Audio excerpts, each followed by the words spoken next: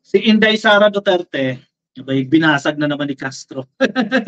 Hindi talaga pwede makalusot itong si Inday Sara Duterte dito kay Castro. Kasi may speaking engagement kasi. Itong kwento dyan, may speaking engagement na pinasok itong si Inday Sara Duterte.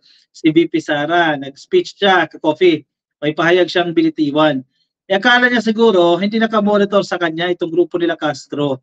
Hindi nag-agree dito sa sinasabi ni Inday Sara Duterte. Basag. Pinatulan naman ng media yan.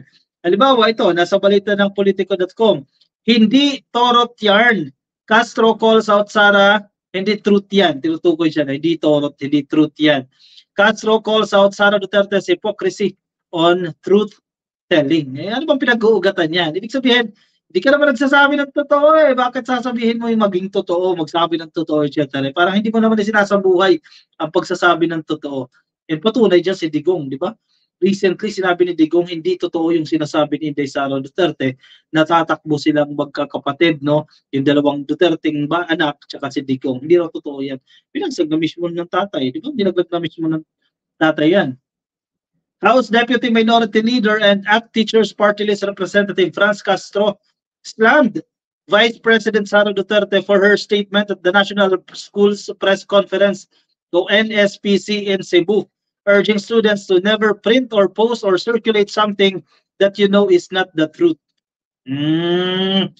Diyan tumaas ang kilay, ka-coffee, ng mga grupo ni Castro at even yung mga hindi naniniwala kay Inday Sara Duterte. Kasi kung sabihin mo yan sa mga vloggers, sabi, to quote sino ba, si Sir Top 1 ata, nabasa ko ata sa post ni Sir Top 1 yan. Parang ang sinasabi niya, sabihin mo yan sa mga DDS vloggers, di ba? Never print or post or circulate something that you know is not the truth. Di ba? Parang reminder yan eh. Reminder sa inyo. Huwag sa mga bata. Tama lang din ako sa mga bata dahil yun naman talaga dapat. Pero ang problema ay nagsalita, yun ba talaga ang ginagawa sa totoong buhay? Baka hindi, di ba? So, ano yan eh, medyo problematic yung issue na yan kung hindi talaga yan ang ginagawa sa totoong buhay, no? Kasi, isipin ng tao dyan, look who's talking. Diba? Sino nagsasalita? Paano mo nasabi yan? It's ironic that VP Sara Duterte is now lecturing students about not printing or circulating false information when she herself has been engaged in red tagging and spreading fake news, sabi ni Castro. Yun lang, nako, ano yan? Wala pang sagot si ano dyan, si Vice President Sara Duterte dyan, wala pa siyang sagot dyan. Paano yan, ma'am? Ikaw mismo, nagre-red flag ka, nagpapakalat ka ng fake news, engaged ka dyan. Paano yan ngayon? Di ba? Parang look who's talking talaga. Ang gustong sabihin dito ni Castro. This is the height of hypocrisy. Grabing term na ito, ha? This is the height of hypocrisy coming from someone who in 2018 even claimed that all candidates lie. Sabi ni Inday Sara Duterte. Malalim talaga ang galit nitong grupo nila Castro dito kay Inday Sara Duterte. Binalikan pa yung statement nito eh. Noong 2019, nung sinabi ni Sara Duterte na lahat daw po ng mga kandidato nagsisinungaling. Siya kasama doon, included siya doon. Castro also stressed the stark contrast between Duterte's advice to NSPC participants and her track record. How can VP Duterte tell students to never print or post or circulate something that you know is not the truth when she has been at the forefront of spreading disinformation through red tagging? This double standard is alarming and sets a dangerous precedent for our youth, sabi po ni Castro.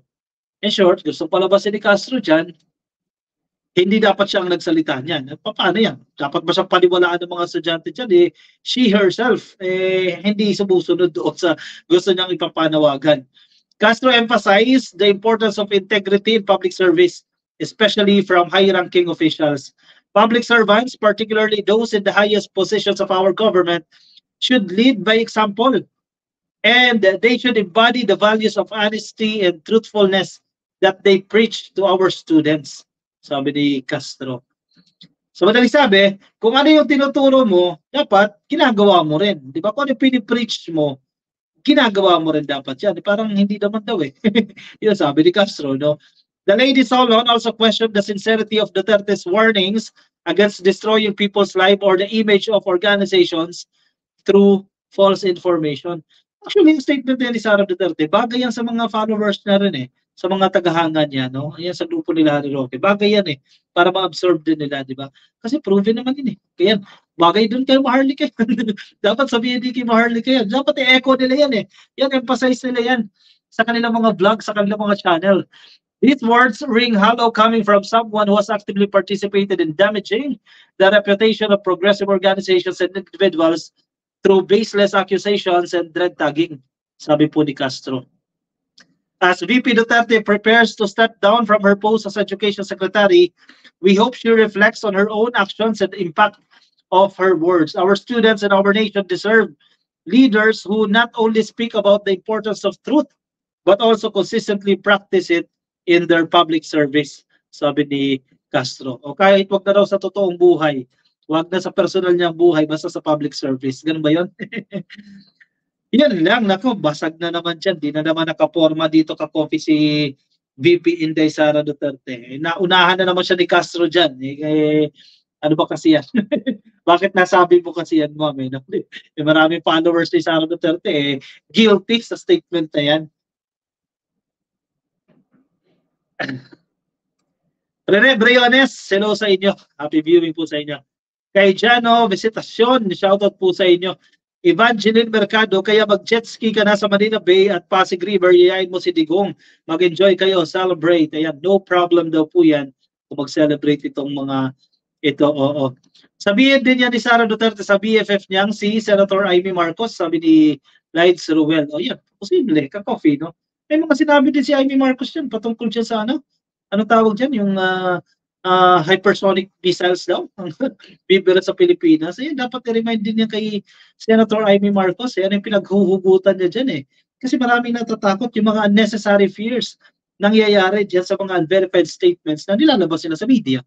Diba, parte din yan eh. Ayun, dapat sabihin niya ni VP Inday Sara doon sa mga taong yan. Diba? Evangeline Mercado, ang mga Duterte magaling manakot at magsinungaling, magpaikot ng isip ng mga tao. Mukhang may karanasan tong si Evangeline Mercado. Kumusta ma'am? Ikaw ba'y taga Davao? At naranasan na itong ganitong mga kalakaran. Fesa Batuma, watching from Isabela, kay Jing Florento. Good evening po sa inyo. Kay Maite Baisa, nakikinig din po sa atin. Shoutout po sa inyo. Happy viewing po sa inyo. Inside Duterte, sabihin mo yan sa kapatid mong si Pulong Susme, puro fake news ang kapatid mo, sabi ni Lides Rowell. Okay. Actually, maraming guilty dun sa ano eh.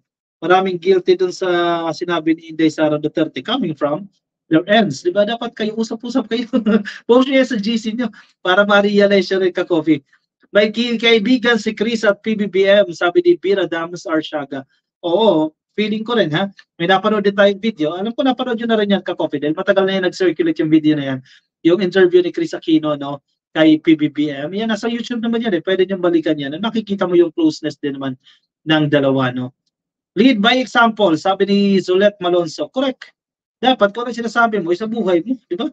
Mabuhay ang unitae daw, Marcos, sabi ni Alan Cortez. Okay, mag-enjoy na kayo. Mukhang wala kayong kakamutin sa eleksyon, ha? Mukhang masasapawan na itong mga DDS, ha? Ayan, mag-enjoy na kayo dahil mukhang liberal kakampi na sa administrasyon. Nako, mukhang mahihirapan kayo makakuha ng pwesto sa Senado. Makakalimutan na lang kayo na parang naglahong isang bulak. Nako, paghandaan nyo na yan. Sinunog na naman ni Castro ang BFF niyang si BP, Ma'am Cecilia Peña. Oo, nakamonitor lagi yan si ano eh. Si Franz Castro, lagi nakamonitor yan kay BP. Every time na may bibitawan na statement itong si Inday Sara Duterte, eh sa tingin niya, mukhang sinungaling ka na naman ah. Mukhang kaduda-duda na naman yung statement mo na yan ah. Maglalabas po ng pahayag itong si Congresswoman Castro. Dami pang bagahin ang Duterte pero sumasaw-saw pa sila dyan, sabi ni Entrepman. Oo nga eh. Actually, dapat ang ano dyan, kung ako yung strategist, parte ng strategist, no? Hindi Sara Duterte. Ano mga Duterte? Lalo muna kayo, di ba? Kasi kayo may kailangan sa 2025, malapit na ang eleksyon eh. Kailangan nyo yung boto ng taong bayan, lalo muna kayo kasi negatibo na yung imahe ninyo eh. Basang-basa na yung papel, patuyuin nyo muna yung papel ninyo. Kasi basang-basa na yan eh. Naglabasan na yung mga kalokohan ng panahon ni Digong eh. E paano kayo mananalo niyan? Di ba? Sa 2025, eh, alanganin na yan. Di ba? Paano mo na kayo? Mag-image rebuilding. Yan ang kinakailangan ninyo eh. Para kahit pa paano magkaroon kayo ng lakas ng laban, no? O laban, lumakas ang inyong laban pagsapit po ng eleksyon sa 2025. Dahil aminin nyo man sa hindi, nabasa ang papel ni Digong at ng mga Duterte dahil naglalabasan itong mga mga kalukuhan ng previous administration. Nag-iisa-isa nang naglalabasan yan. Evangeline Linsangan, feeling ng mga Duterte, malakas pa. Malakas pa sila, sabi ni Ma'am Evangeline. No? Yun kasi, parang confident na kasi masyado eh. Maraming mga DDS confident na akala nila forever na yung powers na yan. Hindi eh. May hangganan yan. Hindi yan forever. Yung inyong kapangyarihan yun na yan. Sa tingin niyo, kala nyo, ano na yan, habang buhay na kayong malakas, habang buhay na kayo nandiyan sa pwesto. Yung iba kasi dyan, nag-enjoy. Nag-enjoy sa pwesto, kaya gusto makabalik. Kaya nung si PBBM lang nakaupo, gusto nilang hawakan, gusto nilang kontrolin. Kasi nag-enjoy na sila sa pwesto eh. Ayaw nang umalis dun sa posisyon na yan. Kung mag-share naman kayo, share naman kayong greedy dyan sa posisyon. Ma'am Teresita Bihasa, good evening po sa inyo kay Jasmine Conte Chukamoto. Good morning, ka-coffee. Si PBBM at Chris ay magkumare. O kanino? Kanino? Sino po ang inaanak nino? Wala akong idea ha kung sino inaanak. Malakas pa ang tama ng mga Duterte, sabi ni Rodrigo Mamaril Valeros. Malakas ang tama dahil hangover ba yan? Hangover mula sa kanilang leadership o parang tika parang gusto ko pang bumalik.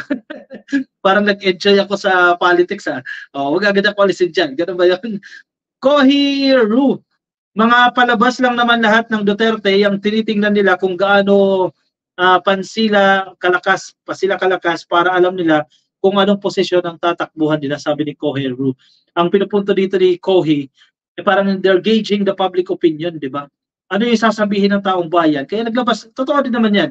Yan din ang sinasabi ni dating Senador Lacson no? Itong mga statement na yan ni Sara Duterte, natatakbo yung lahat ng Duterte na yan sa pagka-senador, inaalam lang nila kung may chance ba silang manalo. Di ba? Ano ba? May potential ba tayong manalo? Kung tatakbo tayong lahat, inaalam lang nila yan. Kumbaga, testing the waters ang ginagawa ng mga yan. Kay Claudio Cisneros, yan, LPT MAED, Masters in Education. Wow, big time. Ha? Maupay nga gabi. Maupay nga gabi, Haimo, Claudio Cisneros. At sa mga guro na nakikinig po sa atin ngayon, magandang gabi po sa inyo. Joel Di Jongoy Lacson, solido PBBM, pro-gobyerno lang tayo, wag sa mga utak talangka na waring utak komunista. Doon tayo sa ikabubuti ng bansa. Bakit yung iba dyan hindi nila matanggap yan? Bakit gusto nyo magulo lagi yung bansa? Di ba? Hindi ba lang maayos yan? Ay nako, ewan ko sa inyo dyan ka-coffee, magbago na kayo dyan. Masyado kayong bitter dyan. Move on na, 2 taon na mahigit ka-coffee na kalilipas. Tanggapin nyo na nakatotohanan na si Marcos ang presidente at hindi na si Digong. Yun. Pag natanggap nyo yan, sabi acceptance lang kailangan dyan mag-move on kayo once you accept the reality. Once you accept the fact na tapos na si Tatay Digong. Pahinga na siya, mag-retire na siya. Actually, retired na siya. No? Huwag na siyang magsawasaw sa mga political issues. Diba? Kasi lalo siyang napapahamak. Nasisira tuloy yung imahe niya Imbes na may legacy na iwan kahit pa paano, unting nawawala. Kasi naglalabasan pa itong mga kalukuhan. No? At sasampahan pa ng sangkaterbang kaso ni Trillanes, ni De Lima, o kung sino man yan.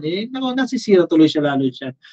O siya, anong sa inyo dyan? I-comment ang inyong opinion, ang inyong reaction dyan sa ating comment section para mabasa ng iba nating mga ka-coffee. Samantala yung mga nakaantabay po sa atin sa YouTube at sa Facebook, yan, pasuyo na lang ka-coffee. Please, like lang po itong video na yan. I-like lang po yung video na to. At kung nasa YouTube, click nyo lang po yung subscribe dyan sa baba. At kung nasa Facebook po kayo, like and follow para po sa ating channel na ito.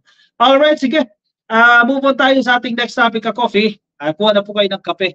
At medyo marami-rami pa tayong pag-uusapan. 2 more topics to go ka-coffee. O siya, sige. Kuha na kayo ng kape.